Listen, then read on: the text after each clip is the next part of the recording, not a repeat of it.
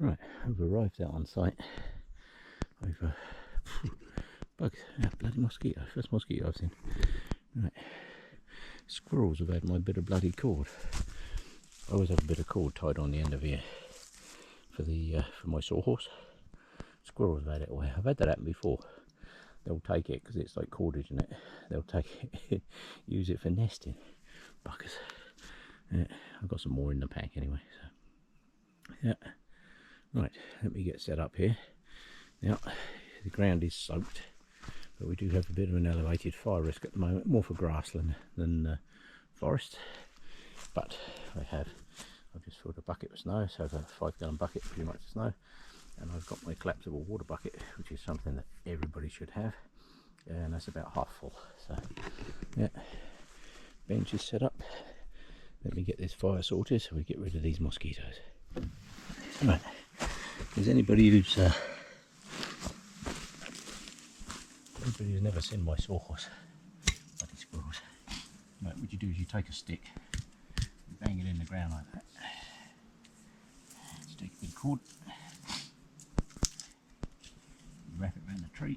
You don't have to be super tight with it. I'm going to be taking it off again later, not going to worry too much about it.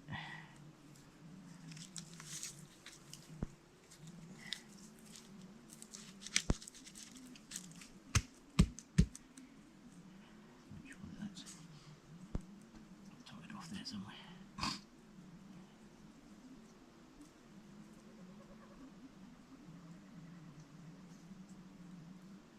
can tell you now, this is actually the easiest way to make a sawhorse. I see people doing all this crap. How do they do it? They put it under. You see people put it under their knees like this. Don't ever do that. Don't ever do that. You put that like that. You put your boot on it.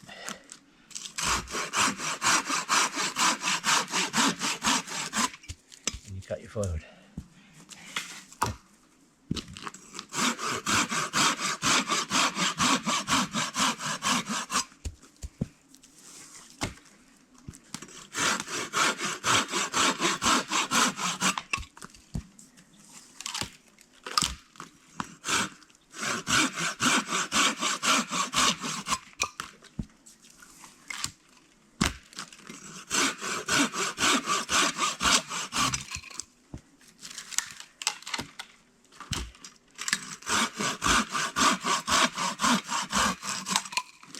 In terms of cutting firewood, you don't get no easy in that.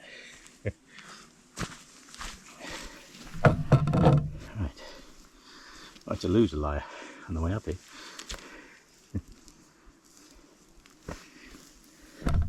That'll make a very nice chair. Yeah, so that is the easiest way to make firewood. You just put your stick in the ground, put your boot on it. Very short order. That's enough wood for getting my fire going. That's all I need because I've already got some small bits cut up. But, over winter you'll see me do this. I've got big bits stacked in trees. There's more over here. There's loads of it. Right, I will get this set up and I'll get a fire going. So first order of business, get a fire going, get rid of mosquitoes.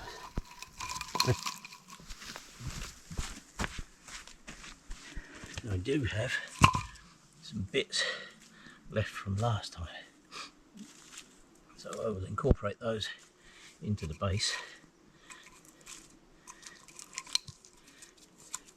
Every time you're building a fire, make sure it's up off the ground. Yeah. Let's go. Bloody mosquitoes. Yeah. I tell you, on camera it doesn't do it justice, I can tell you. They are absolutely relentless. As always, pile of old receipts and stuff, gets rid of those. Get all my cotton ball stuff.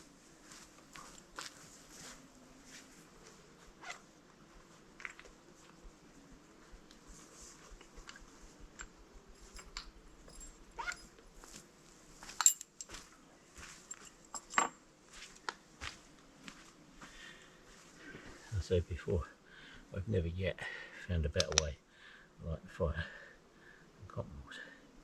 Let's fluff that one up a touch. We get some small stuff ready.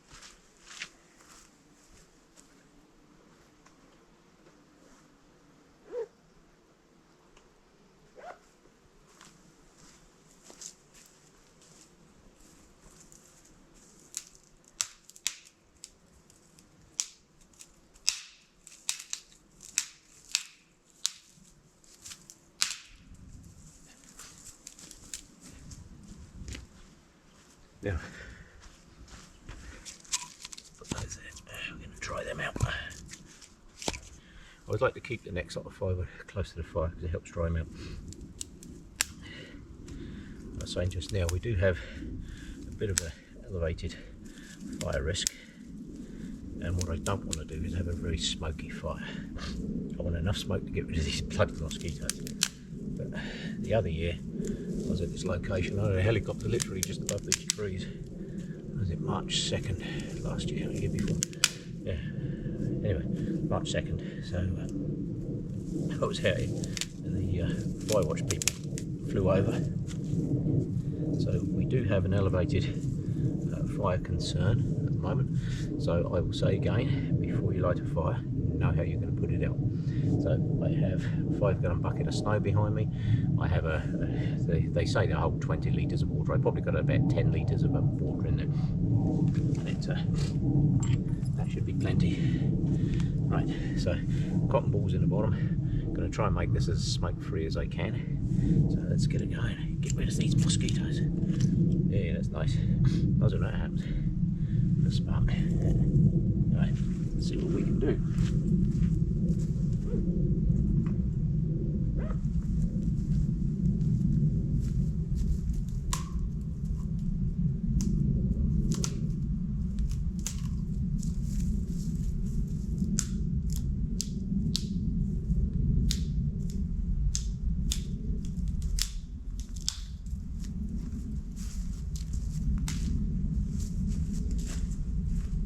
One thing you will notice, this site that I'm in is fairly open.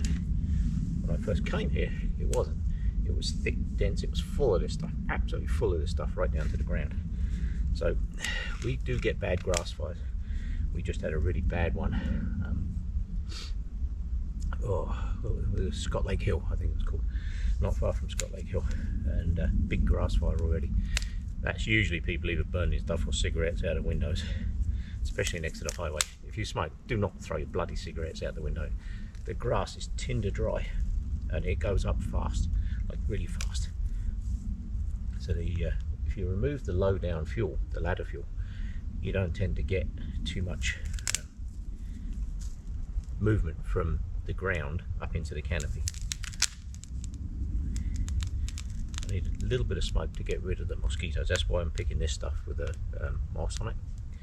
There's lots of just perfectly dry branches, but this stuff creates a little bit of smoke and it's enough to get the mosquitoes to bugger off. Yeah.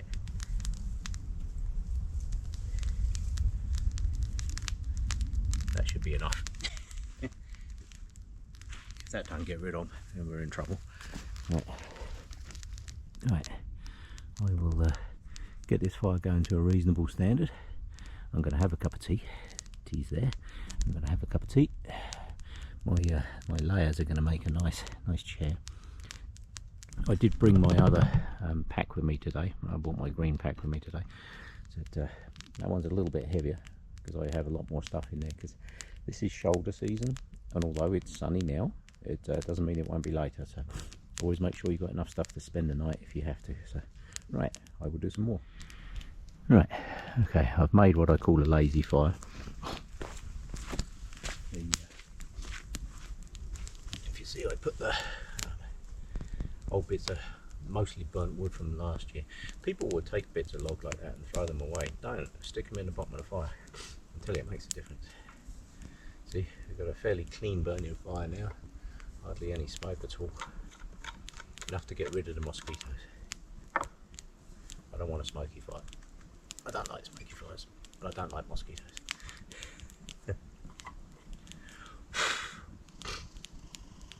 It's the only trouble this time of the year. mozzies are out and they're hungry. There's so much water around. It's not funny. Don't spill me tea. Yeah, right. Cheers, people. Oh, ouch, that's hot. Yeah, so we do build some layers, some bits the other way, some bits the other way, get it going. I don't have to mess around with it too much. Yeah. Oh, burn up those bits that were in there last year. I've got a nice dry piece laying up there. Yeah, might have to drag that over in a minute. But cutting up firewood like that, I can process, you know, you can cut pieces this round quite easy, it's not bad. Now somebody asked me the other day about firewood, so let's do a bit of an explainer on firewood. Right. This piece of wood can only give you a certain amount of energy. There's only so much energy locked up in this piece of wood. People split the wood in the middle, and that's fine, but what that does is it increases the surface area. Round wood burns longer. Yeah, if you've got round logs, they actually burn longer than split logs. Split logs burn faster and can give you more heat, but round logs will burn longer because it's got to burn through the layers. If you cut that in half, you've now got extra surface area. That's why when you cut up kindling, you cut it as small as possible to increase the surface area. It makes it easier to take a flame. So split wood burns faster. So if you want a slower burning fire, use round wood. So that's why you don't see me split wood. I do have in there, I do have my axe, but I see people out doing all kinds of crazy things. Just going to move those sides in a bit, put some more of those on there. Just going to let that.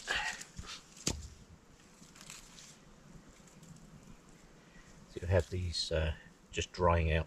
One of these ends, which end was it? Yeah, that end, that's the one that was on the ground in the snow. So now if this log had been laying on the ground, the whole log would look like that. So I will put that way around. All you do, just feed bits in. One of the things I do is I clear up all this, what I call ladder fuel, near the bottom. Yeah. If you camp in a site for a while, you'll be surprised how quickly you consume that. Yeah. Which is not a bad thing, because it stops a grass fire becoming a canopy fire. Yeah. Doesn't make it impossible to happen, just drastically reduces the risk of it happening. Yeah.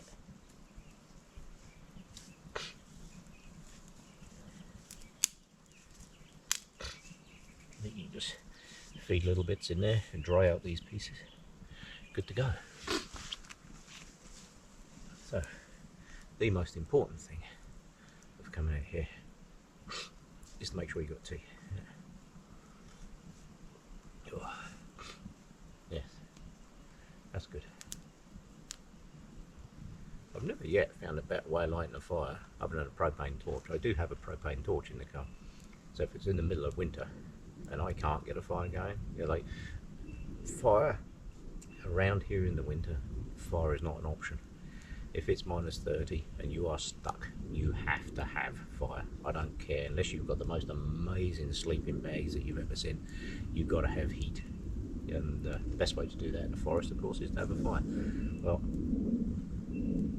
if I'm heading out and it's going to be minus 20, minus 30, and there's a possibility I might get stuck overnight, quite often in my pack I will have a propane torch, and it's a big one.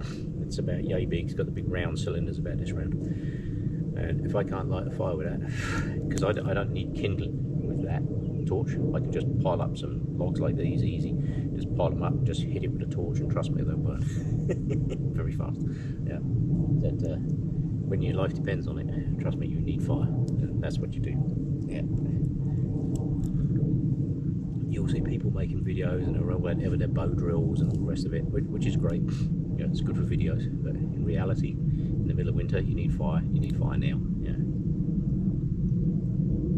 Oh, that's not a bad size fire. I'm going to find some smaller pieces while I dry these ones out. I don't want a huge fire today. I've got bigger logs, much bigger logs, but I don't need a huge fire. So what I will do is I will find some more. There's some over there. There's some there. Let me go and find a few more of that size and go from there.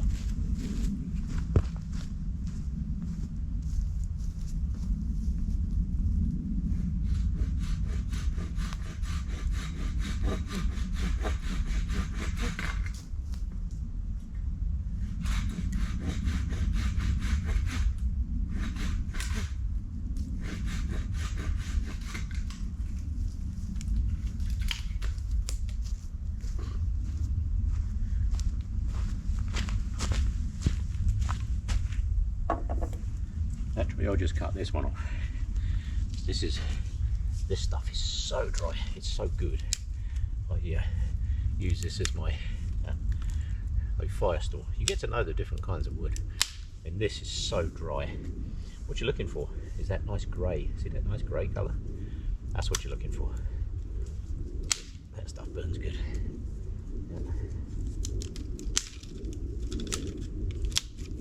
There is a tree just over there that has a lot of this on it.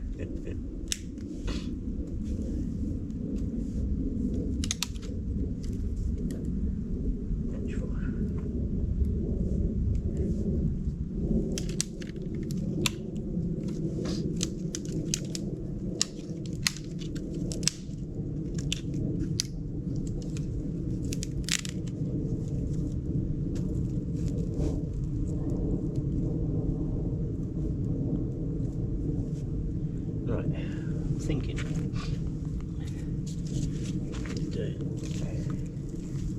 we'll dry those two out as well, like that. There we go. So if you build it like that, you can keep. Oh, there we go. That's better.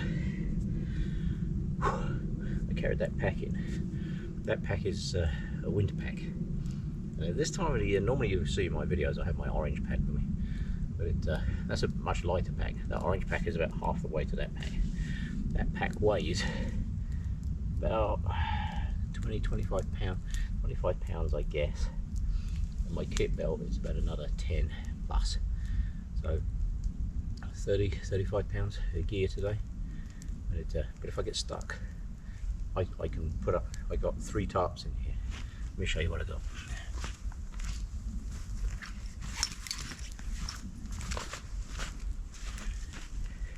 Don't often get to see inside this magic pack.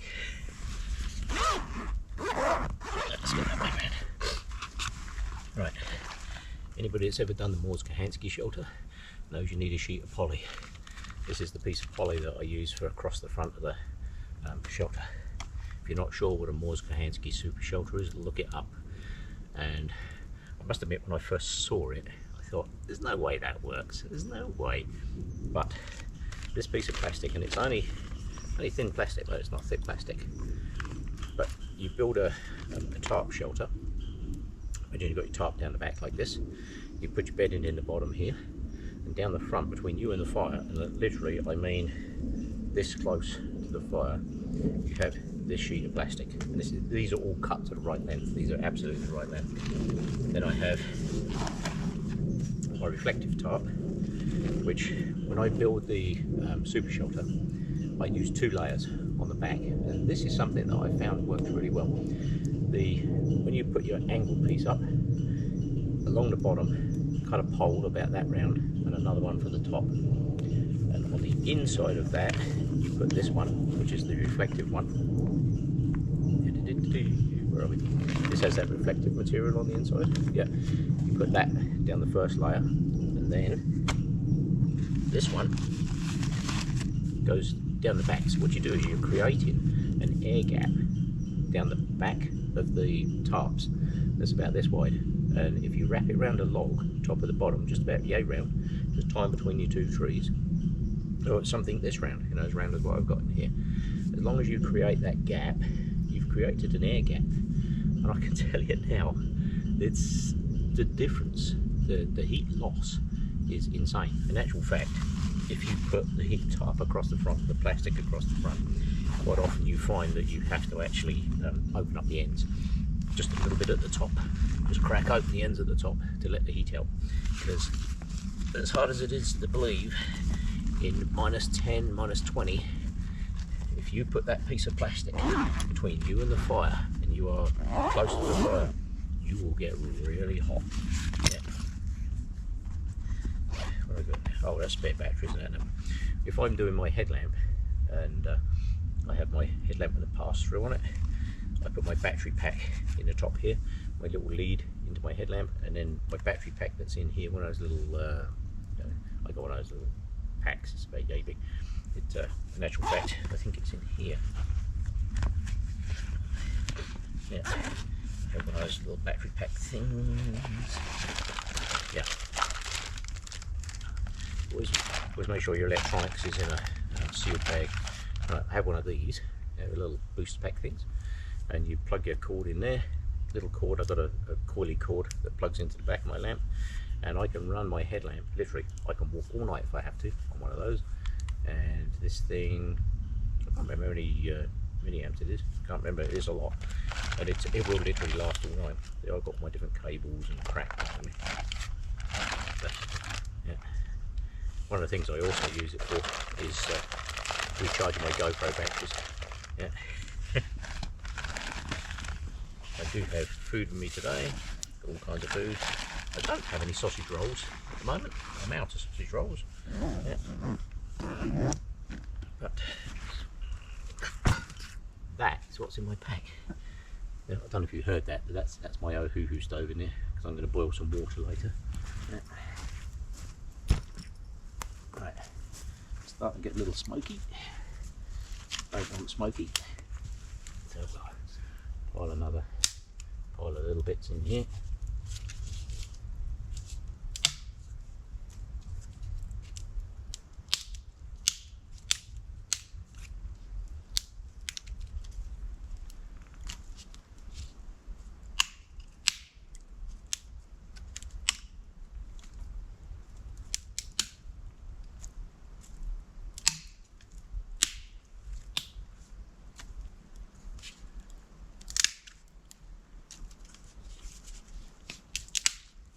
This stuff, that grey wood, this stuff burns good. Yeah. Split's good too. Yeah. So if you've got small pieces, the ends, you increase the surface area, and that's why, because you can only get so much heat out of a piece of wood. A piece of wood can only give you so much heat. The rate at which you burn it is important. So if it's round, it burns slower. Yeah.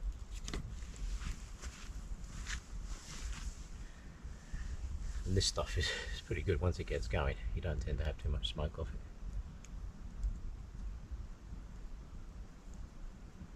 So you don't want to sit there watching me get the fire going. So I will switch this off for a mo and get back to you in a minute. Put some little bits in there to stop it smoking. Yeah, if you can, always try to keep your gear up off the ground. You're probably wondering why I've got these tucked in here. It's because it's prime tick season. It's yeah, and I must have passed, oh god, coming in here 15, maybe 20 whitetail. Yeah, they're everywhere. Absolutely everywhere. But that's how you want a campfire. See this nice grey wood, that's how it burns, nice and clean. Yeah. In my pack, like I say, I always have everything I need to stay overnight if I have to. And in here I have my ever trusty hahahah stove. If you haven't got one of these things, they're really insanely good. I have my hahahah stove. That all lives in here.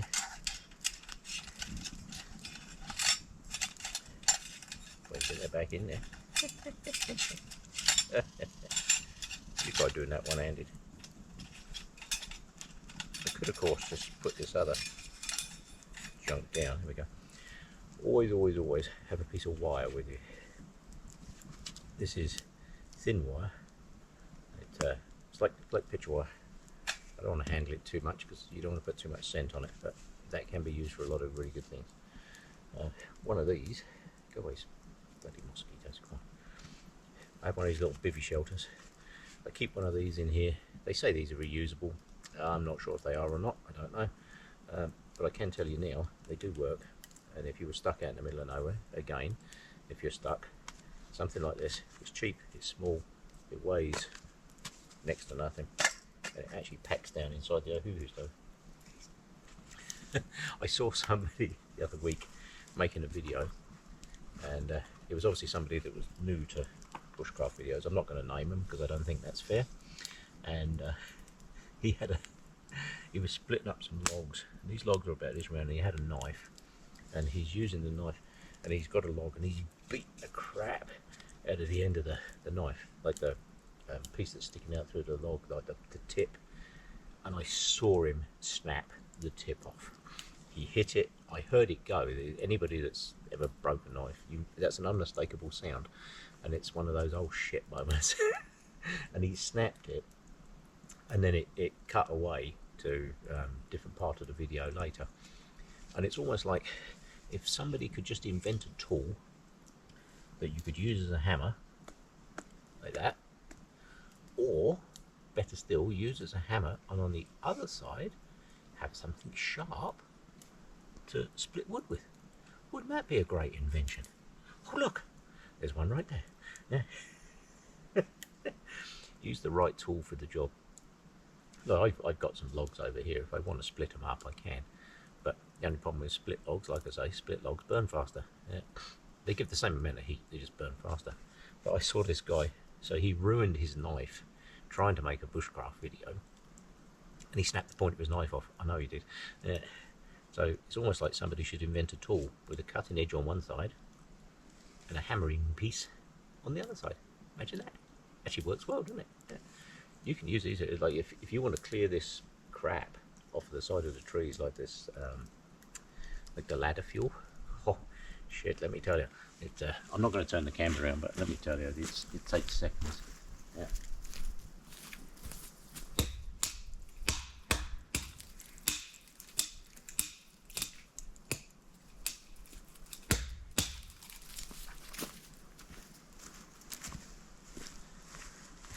See, with an axe, it takes seconds. Yeah. That little axe, I've had that for some time. It works really, really well. Let's just bring those in a bit. Two more greys. This bit's a bit wet, so we'll see if that burns. Like I say, don't want a smoky fire. Yes. Poor guy snapped the end of his knife right off. I'm like, it's great coming out and making videos and all that kind of stuff, but look after your gear. You know, knives are expensive. Don't abuse gear, you know. It's this. When I bought this was $10. It was on sale because they came out with another one, X7 or something, and this was the older model, and they were selling them off cheap because they got the new model in. Yeah, well, the new model must cut wood completely different than the original model that's been around forever. Yeah. So I've had this thing, I don't know, years, and I have beat the living shit out of this thing. It's not super sharp. I don't like it super sharp. Some people will say that a blunt axe is dangerous, but a really sharp axe can also be dangerous. If I was cutting trees with it, yeah, absolutely. But if you're splitting wood, you don't want sharp. Yeah, anybody that splits wood regularly knows that first off, you don't use an axe for splitting wood, you use a splitting maul. And if you look at the edge on a splitting maul, it's about as round as that. You know, it's one of those things. People's perception of what you need and what you actually need are two different things. So I do like to keep that in there, because when it's in my pack, sometimes I'll tie it on the outside of the pack. Usually lives on the side of the pack like that. And with the molly on there, what you can do is put this down through the loops of the molly and then bring it round on itself, and you can kind of loop it in like that, so that it holds onto the side of the pack, and then you just put a piece of strap around the top.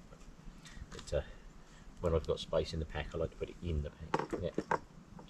But other than that, it's easy, isn't it? So don't break your gear for the sake of just, you know, making a video. And I heard it go, and I thought, oh, I heard that. Yeah. And then you cut to later on when everything was good and the fire was going, and suddenly there's this great big fire going. But yes, don't abuse your tools. Don't cut wood under your knees. It's every time I see that in a video, as soon as I see that in a video, I turn it off. I have no interest in watching that, because that is dangerous information. Don't do that. Yeah. If I was out here, I'm 6 kilometers roughly. Anybody that's watched my other videos will know that this is about 6 kilometers from anywhere sensible. Yeah. So if I broke my knee out here, I'd be in trouble. You know, this is 6 kilometers with a busted knee. That's not fun. That's dangerous. Yeah. Because this is not an area you tend to see too many people. That's for sure. What you do tend to see is an idiot sitting in the middle of a wood at the forest, soaking wet ground. It's the other reason I like this time of year, because I haven't got to worry about grass fire risk and that, and this is so wet. Even if I tried to set that on fire, I don't think I could. Yeah. Like I say, out alongside the highways and all that grass hasn't greened up, and people will flick their cigarettes out the window, and that can start a major fire really, really fast. So don't do it. You know, you've got ashtrays in cars, use them. If you haven't got an ashtray, just get a tin or something, you know, a soup can or something, whatever, just something. Just don't throw them out the bloody window. Yeah.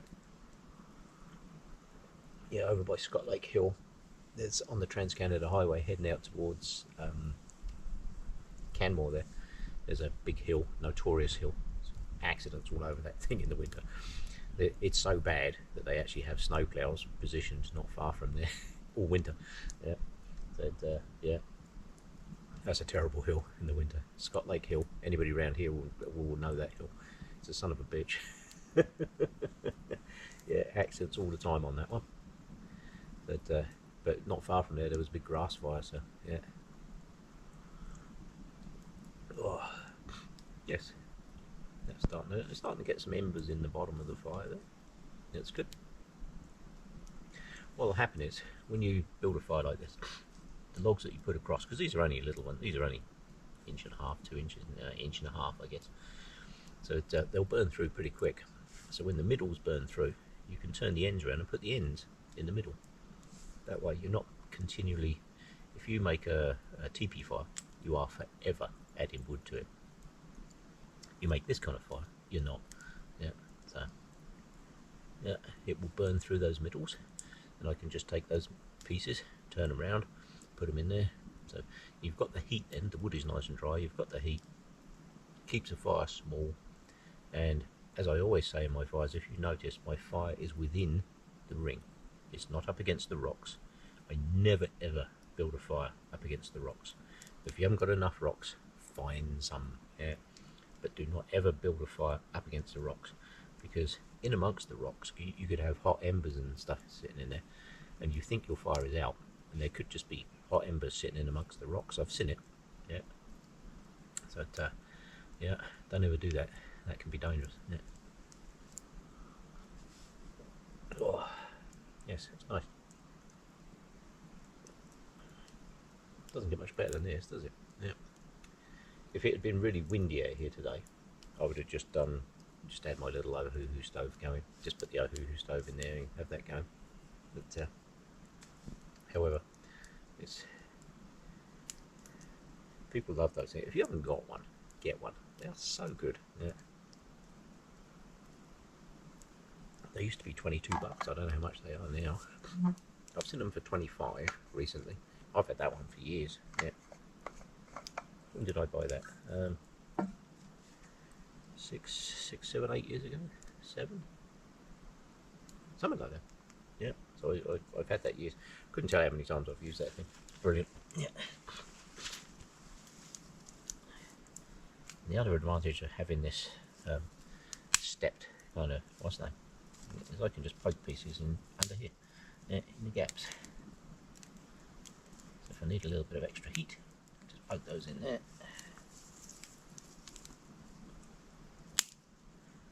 Like I say, I don't want a great big raging fire.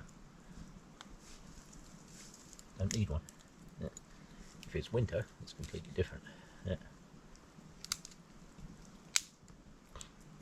This is what I call an enjoyment fire. Just coming out to the mountains, having a campfire. Sitting there, making a little video. It's something I like to do. I'm not one of these people. I had somebody else say to me the other day, "Well, your bushcraft channel is crap." That's what they said to me. Your bushcraft channel is crap. That's what they said. I think they were just rage farming. But I'm thinking, well, this channel is not just about bushcraft stuff. There are plenty of really great channels out there. There's lots of really great channels out there. There are. And that's all they are, is bushcraft. That's not what I do. I make these videos. I bring people along to show them what it is I do on the weekends. You'll see I've got litter picking videos. I do litter picking and that around the town. And let's move that across. I do litter picking around the town. I do trail clearing. I do trail maintenance. Actually, I had to cut one off trail this morning. It's only about that round. So, that was a fresh kill, as I call it. Yeah. We had a massive windstorm the other day. Oh my god, we had this serious windstorm the other day, and yeah, when I the roads where I usually go, most of the roads where I go are closed off until 15th of this month. 15th of May they open, because in the winter you can't get up in there. I don't care what kind of four-wheel drive you've got. The only thing that's getting in there in the winter is snowmobiles, so they do actually close them off. It's good for the wildlife, and it's good for the roads, because the roads would just get chewed to shit. However, they do open soon, but it takes a little while for them to dry out. And there's my nemesis road. I've got to go down there again this year. There's a road that, yeah, I might actually do a video of going down that road, because anybody that's never been down that road, if I do a video of going down that road, it'll put most people off of ever trying. Yeah. Yeah, that's quite the road. Anybody that knows it, if Mark of the Trial is, if he watches this video, he will know which road I mean, because he hates going down that road as well. That's a son of a bitch road, it really is. Yeah. Even in a vehicle that's got good ground clearance, that's an interesting road, I can tell you. Doing it in a little car is something else. Yeah. I've had people ask me whether there's a different road in there or whatever. I said, no, unfortunately, just that one. And they look at you stunned that you actually got in there in a little car. Yeah. Word of caution, if you get in there in a little car and it rains, you are not getting out until the road dries. You are walking out, and it's 12 kilometres. That road is 12 kilometres long. Yeah, so if you get stuck in there, you are there until the road dries. So yes, that's not somewhere to go if it's going to rain. Or if you do go, make sure you've got enough stuff to stay overnight. Yeah, yeah, that's a terrible road. I might do a video, show you where that is. Mark will know where it is. Yeah, I think he's done all the trials down in there now, so I don't think he ever wants to go there again. One of the other things that people never mention too much in videos, you're out in the middle of nowhere, is the importance of having a little spade. Anybody that camps a lot will know what you use that for. Yeah, the other thing you can use this for is all this carbon and that's around here, all this unburnt stuff. I can scrape all that up to the fire and we can burn that off. It's all the little bits of carbon that were left from before.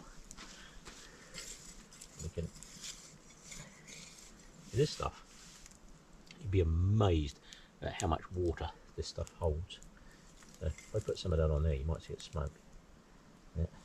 But all these chunks, it's absolutely soaked in water. Now, if you've got an area where the trees aren't doing very well, like they're not doing too good, what I'll do is I'll dig this out. I'll keep this and I'll pile it into a bucket, and I will bury it around the base of the tree. And I can tell you now, if you do that, the tree will do very well. The reason for that is the the carbon will absorb a huge amount of water. It really does.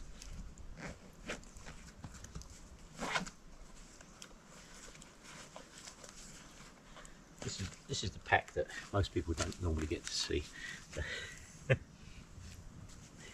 In here I have, this is another one of these tools that